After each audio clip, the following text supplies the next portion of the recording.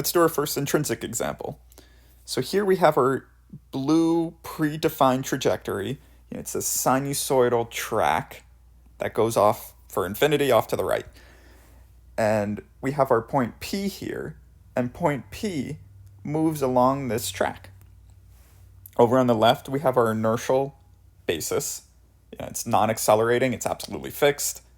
It's our inertial frame, EX, EY, EZ. We can locate our point P here by saying if we move some distance x in the EX direction, then the y coordinate is going to be equal to sine x, right? So if our x was, say right here, then our point P would be here, and it would be equal to sine x. Okay, that's it. So what we want to do for this problem is calculate the intrinsic basis ET, EN, EB. So what are we going to do first? First, we want to define our position vector, which we just kind of already did, but from an inertial point, we're going to pick this point O, our origin. We're going to pick this to be our inertial point. It is fixed in this red frame. We're going to say to get to point P, we travel some distance x in the EX direction, followed by some distance in the EY direction, which we defined as sine x. Okay? And so we said that right here. Our position vector of point P is going to be x in the EX direction plus sine x in the EY. That's it. So now we find the velocity vector. So the velocity vector is equal to the derivative of the position vector. So we're just going to take this here, plug it in for a derivative, and then we're going to do the product rule twice. We're going to apply the product rule once here and then once here. So let's do it for the first one. So derivative of the first times the second plus the first times the derivative of the second. Okay, and now we do the exact same thing for the second one. Derivative of the first times the second plus the first times the derivative of the second. Now, what's the rate of change of a direction in our inertial frame? So what's the rate of change of EX? Well, it's an inertial frame, it's not moving, so its rate of change is 0. It's absolutely fixed. So the rate of change of EX is 0, the rate of change of EY is 0, right? Our frame isn't rotating at all or anything. And just as a quick reminder, remember, if we were to actually calculate this, it would be d dt of EX is equal to the absolute angular velocity crossed with the vector itself.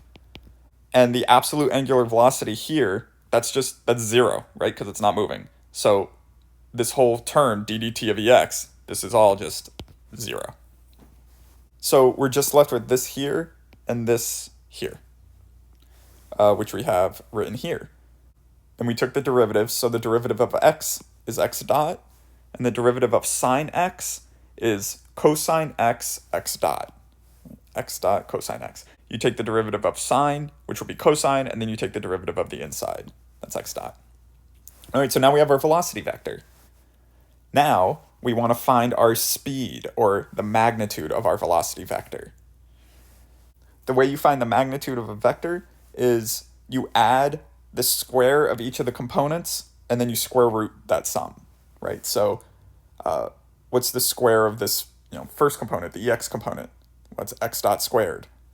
Now what about the EY component? What's this quantity, x dot cosine x squared? Okay, we can distribute the square. So we now have x dot squared cosine squared x. There's a common term, x dot squared, which we can take out. So now we have x dot squared times the quantity, 1 plus cosine squared x. And we can take x dot squared out of the square root. So now we just have x dot on the outside. So now it's x dot square root 1 plus cosine squared x.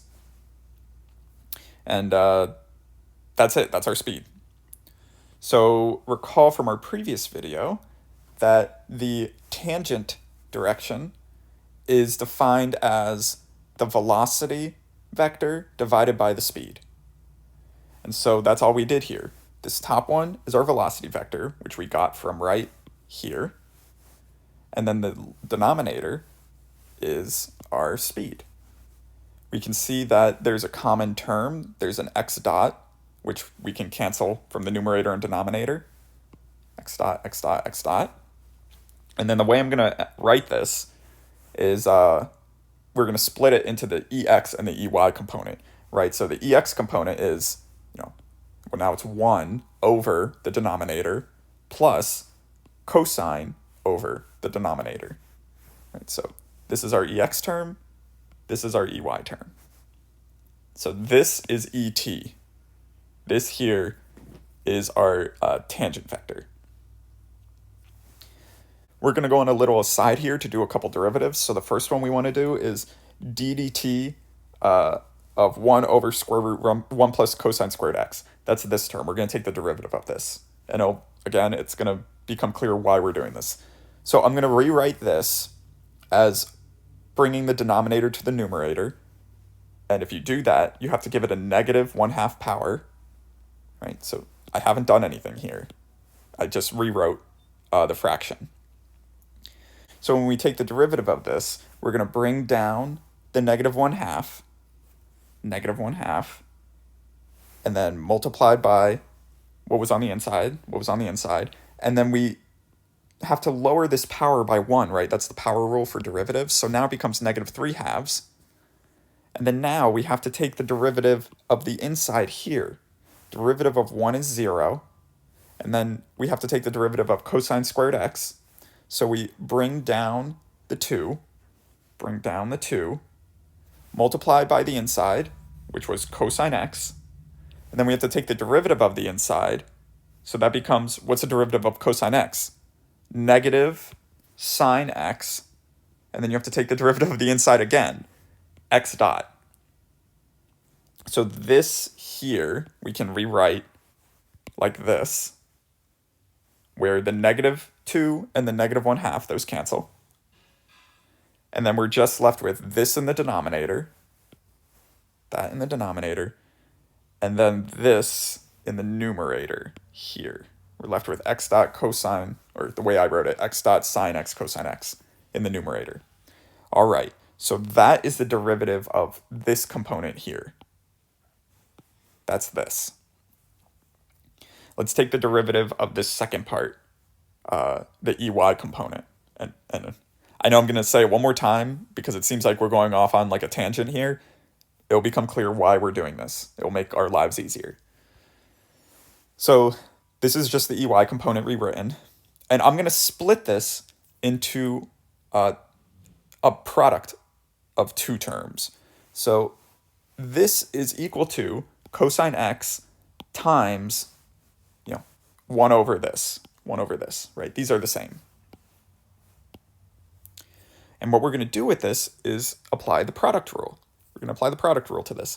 So derivative of the first times the second plus the first times the derivative of the second. Derivative of the first times the second plus the first times the derivative of the second. So when we do that, what's the derivative of cosine x? Negative x dot sine x. Negative x dot sine x over this, over that, plus the first times the derivative of the second. Well, we just did this. We just did this up above, right? This was equal to this here. That was equal to that. So it becomes now cosine x times that quantity. We can rewrite this. I'm just moving this over to here, and we picked up that cosine squared. And then I'm just moving this right here. And that's it. So this is the derivative of the y component. With that, we can now find the derivative of the tangent. And why are we doing this? We're doing this because, I'm going to scroll down a little bit, because En is equal to the derivative of Et over the magnitude of the derivative of Et, right? That's why we're doing this, so keep that in the back of your mind. So now we can easily find the derivative of Et because we already did all the work for it, right? So it's the derivative of this first component which we just said was this, plus the derivative of this second component, which we just said was this. So det dt is just equal to this right here, right? This is the ex component, and then this is the ey component. To kind of help us along so it doesn't get too messy, let's just go ahead and let gamma equal square root of 1 plus cosine squared x. That's going to make our lives a little easier. So we can rewrite this up here as this. Notice that, we were to the 3/2 power, but gamma is equal to the square root of 1 plus cosine squared x. So this becomes, gamma cubed. Same here, this becomes gamma cubed, but this is just, straight gamma. So this is a little bit cleaner and easier to work with, I think. Now we have to find the magnitude of this guy. And I know it's a lot of terms, but it's just algebra, and if you're neat and you go slowly, it will work itself out. So how do you take the magnitude of a vector? Well, you square this component, add it to this component squared, and then you square root the whole thing. So that's what I have written here. And then this is an aside, so I'm not going to talk through this one. You can do it on your own, but what this aside is doing is this is squaring this component here. This is working through the algebra to square this term with itself, right? And this term expanded will end up as this right here, this very long term. And if we plug this in to here, and then we can just distribute the square to all this, so that term's easy. It will become this here. And there may be more ways to simplify this, but we don't really have to. I don't really want to also, right? But this term here is just this, and then this was just us squaring the x component here. And we end up with this giant crazy thing that I'm just gonna call alpha. That's it. So when we calculate our En, it's equal to, the derivative of Et divided by the magnitude of the derivative of Et. We said that det dt was this right here, so we're just going to divide that all by alpha. So we just added alpha to the denominator of all this, and that's perfectly fine. That's our En. We already defined what alpha and gamma were above, so it's okay. So finally, we have to find the binormal direction, EB, and that's just equal to ET crossed with En. We already found ET, it's this term right here. We already have En, we just found it, that term, and we're going to cross these. This is a continuation to the next line, right? This is a continuation. It's this crossed with this, so don't let that confuse you. I just didn't have enough space. And we're going to rewrite this first term to include the gamma term, right? Because gamma was equal to this right here, square root of 1 plus cosine squared x. So this can just turn into 1 over gamma, and this can turn into cosine x over gamma. Now let's perform our cross product. This term crossed with this term is just going to give you 0, because ex crossed with ex, a vector crossed with itself, is 0. Then we go to the next one. Ex crossed with this term here. Well, ex crossed with ey is ez, and then we can just multiply what's in the parentheses, right? So we're picking up an extra gamma in the denominator. So before we had gamma to the third here, now it's to the fourth. Before we just had gamma to the first, now it's gamma to the second. Now we go to the next one. Now we do this term crossed with this term. Ey crossed with ex is negative ez. So we're going to multiply this with this and add a negative on it. And that gives us this term right here. All of this was in the ez direction. We can simplify this. This term and this term are identical but negative, so we can cross those out, then we're only left with this guy. Only left with this. Now let's do some thinking real quick. There's only two numbers that this is going to end up being. As long as, these terms were, this was a pretty lengthy term, alpha, and this was, something weird, this gamma. There's only two numbers this whole term can be. Just think about it for a second. What can they be based on our problem? They can either be 1 or -1 based on this problem that we have set up. Why is that? Well, this is a two-dimensional problem. So our EB component can either be into the page or out of the page. There's nothing else it can be. So for example, say our point P is here. What is our ET direction? Well, it's going to be tangent to the track in the direction of the velocity.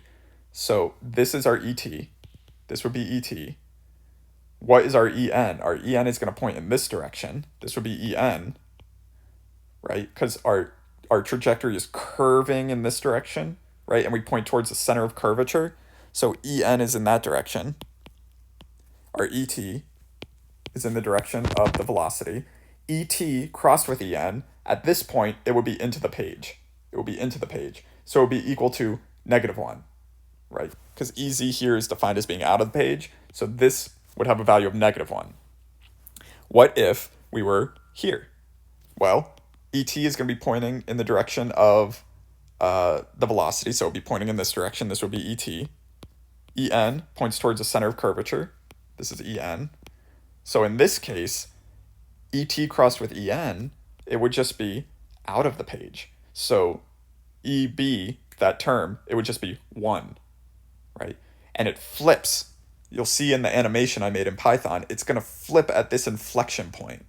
Once it reaches that inflection point where the radius of curvature, where this curvature here, switches from EN pointing in this direction to the curvature being in like this, where EN is now going to point in that direction, you can see that's where the EB component is going to switch from 1 to -1. And I think that's it. So these are all of our terms written out. This is our ET, EN, EB components. So let's go over to the Python code and we can take a look at that animation. That'll make this really come to life. So here we are in Python. This is a script that will animate the problem we just did. And I'll make this available so that you can play with it on your own. The environment I'm using is called Spyder, Spyder. And it's free, open source, so good to... I use a lot of free stuff. And we can see that this is just implementing what we solve for. All that stuff, all those variables, all those long expressions that we just worked through, that's all this is, right? So you can see we have gamma right here. You can see alpha. It's defined right here. And these are all the components of alpha. Those are the 4 terms that we expanded under the radical. Here is our x and y components of our tangent vector. Right here is the x and y components of our normal vector. And right here is our binormal vector. And then right here this is just the animation portion of the script. So let's go ahead and hit run. You'll see when we hit run, we now get our green intrinsic basis moving along our track, right? So ET is pointing in the direction of the velocity tangent to the track. EN is pointing towards the center of the radius of curvature, and it's approaching this inflection point. It's going to flip. There it goes, right? Just like how we thought would happen. So now EN is pointing in this direction because the curve is curving like that, and it's pointing towards the center of curvature. ET is still pointing in the direction of the velocity, and let's watch it one more time. And we'll watch what EB does. So EB has this X on it, so that means it's going into the page, right? ET crossed with EN gives us EB. And so when we come up to this inflection point where EN flips, well then when it flips, ET crossed with EN, right? Now EB is coming out of the page towards us. And remember what we said, EB can either be 1 or -1. That's it. That's all it can be. So let's check the code to see if that's really what we got. So the variable that defines our binormal direction is this one, this EBZ. So let's go ahead and print that out. So EBZ. And we'll see that, yep, it's only -1 and 1, right? -1, all of these are -1 until right here. And then it flips to 1 at that inflection point. So all these are 1. And, we made that prediction. It's a 2D problem.